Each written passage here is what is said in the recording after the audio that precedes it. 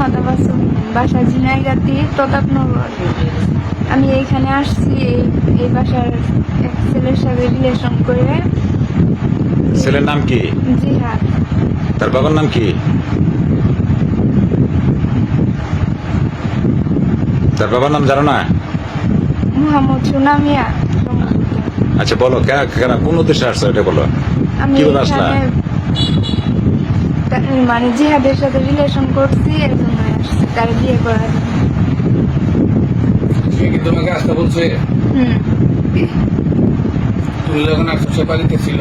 সে বাড়িতে ছিল, তার সাথে কথা হয়েছে, বলছে যে 2 দিন পরে আসো, তুমি তোমার নানি বাসায় থাকো, পরে একটা ব্যবস্থা হবে।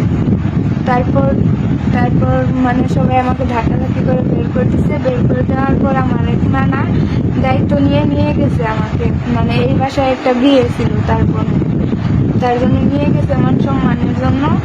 তারপর একটা মানে বিচারের করা হয়েছিল সমাধানের জন্য সোমবার দিন। তখন মানে ছেলেকে কেউ হাজির করে নাই, ছেলেকে হাজির করে নাই। সময় নিচ্ছে শুক্রবার পর্যন্ত। শুক্রবার দিন মানে তারা কেউ হাজির হয় নাই। কেউ হাজির না হওয়াতে তখন যে আমার দায়িত্ব নিয়ে গেছে সে আবার এখানে রাইখে দিচ্ছে। ছেলের সাথে কি তোমার কোনো ফিজিক্যাল রিলেশনশিপ হয়েছে? হয়েছিল 7 মাস আগে। তুমি কয়দিন যাবত এই বাড়িতে অবস্থান করতেছো?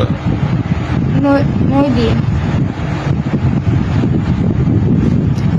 এরা কি বলে যে তুমি যে ছেলের উদ্দেশ্যে আসছো, এই ছেলের সাথে আসি বাড়িতে পাইছিলা?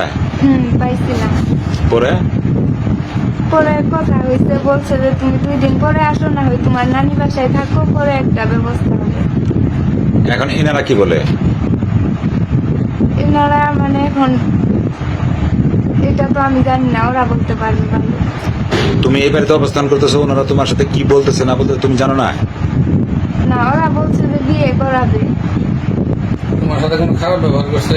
না, এরা খারাপ ব্যবহার করে নাই এখানে আসার পর। এখন তোমার দাবিটা কি? আমি মানে জিহাদকে বিয়ে করব। জিহাদ যদি তোমাকে বিয়ে না করে? তাহলে আমি আমার সিদ্ধান্ত আমি আমার বিচারে বলে দিছি, কি বলছো তোমার বিচার? কারণ আমার ফ্যামিলি ওইটা কি আমাকে বলছো? মেনে নিবে না। এর জন্য মানে এখন আমার মরা ছাড়া উপায় নাই, এইটাই করতে হবে। এই দু একদিনের মধ্যে কি জিহাদ তোমার সাথে কোনো যোগাযোগ করছে? না, জিহাদের সাথে আমার কোনো যোগাযোগ হয় নাই। জিহাদ আছে কোথায়? আমি জানি না। জিহাদের পরিবার কি বলে তোমার সাথে? জিহাদের পরিবার আগে তো মেনে নেয় নাই, এখন মানে কালকে রাতে এখানে রেখা গেছে ওরা, মানে কিছু সাংবাদিকরা আসছিল, তারপর চেয়ারম্যান মনে হয় আসছিল, ওরা আমার রেখা গেছে। এরপর এখন বলছে এরা বিয়ে করাবে। আর যদি না করায়? আমি আমার সিদ্ধান্ত বলছি তো এটাই।